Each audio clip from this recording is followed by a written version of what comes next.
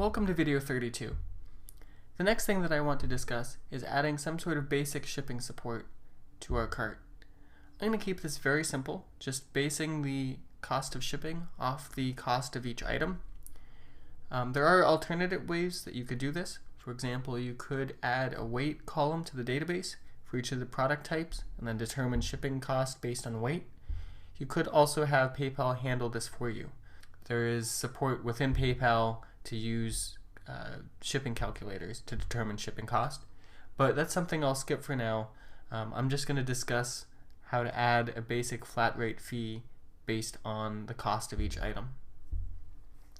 I'm going to be working primarily with my cart object, so mcart.php, and specifically I'll be working with the createCart method. So the first change I'm going to make is right before we create the line variable. I'm going to add in a variable that I'm going to call shipping, and it's going to start out equaling 0. Then within the for each loop, every time it loops through, we need to check for shipping cost. So I'm going to do shipping plus equals, and we're going to create a new method within this cart object that's going to handle this. It's going to be this, get shipping cost,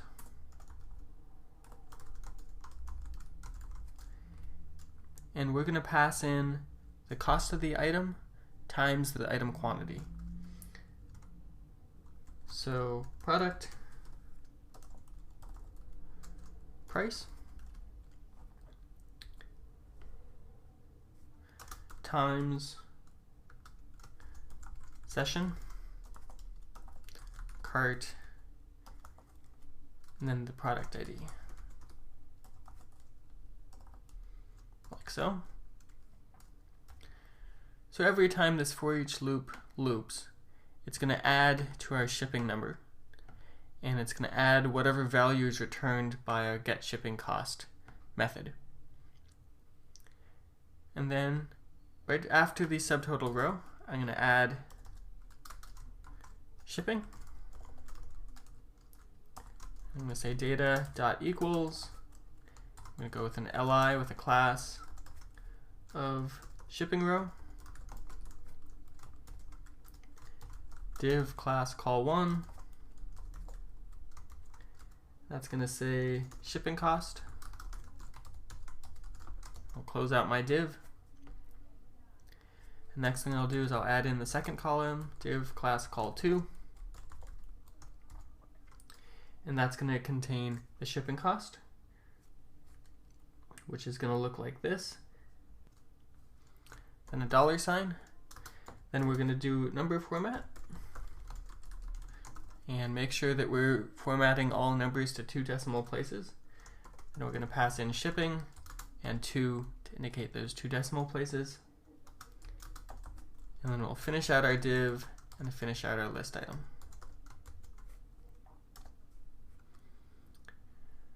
So that's going to use our shipping variable that we add to every time this particular method loops through the products that are in our cart. If we don't have any products to display, right after the subtotal row, we're going to do a similar thing, data.equals. It's going to be li class equals shipping row, and div class call1 shipping cost, close out the div class call2, and since we know there are no items in the cart, shipping cost is going to be 0, so we can just put in like so. Close out our div and close out our list item. There we go. So the next thing that we need to do is we need to create that method. We need to create our, up here at the top, we need to create this get shipping cost method. And that's going to be pretty simple and straightforward. I'm going to put it here just after the get total cost method. So public function get shipping cost. And it's going to take one parameter, which I'm going to call total.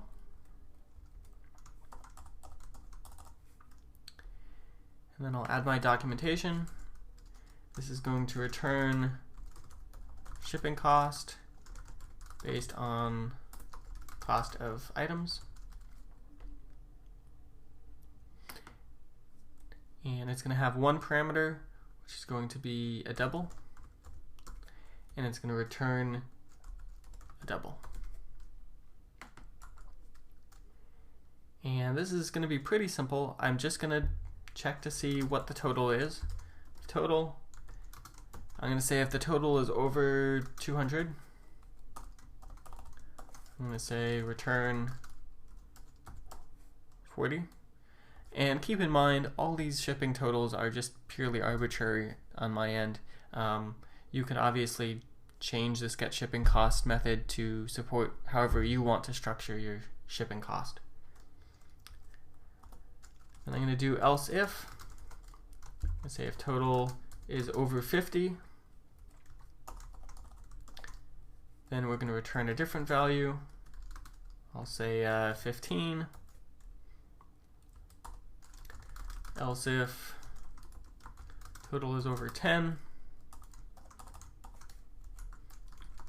I'm going to return 4. Then finally else, I'm going to return 2. So nothing super exciting about this method. It just takes whatever total we pass in, it checks to see what it is and whether it's over 200, over 50, over 10, etc. So I would assume that if you're going to be actually using the shipping cart, you would change these numbers to best fit whatever sort of products you're selling. So I'm going to save this page. I'm going to save the object at least. I believe we're about done, so let's go ahead and test this. We'll see if we catch any bugs. 243.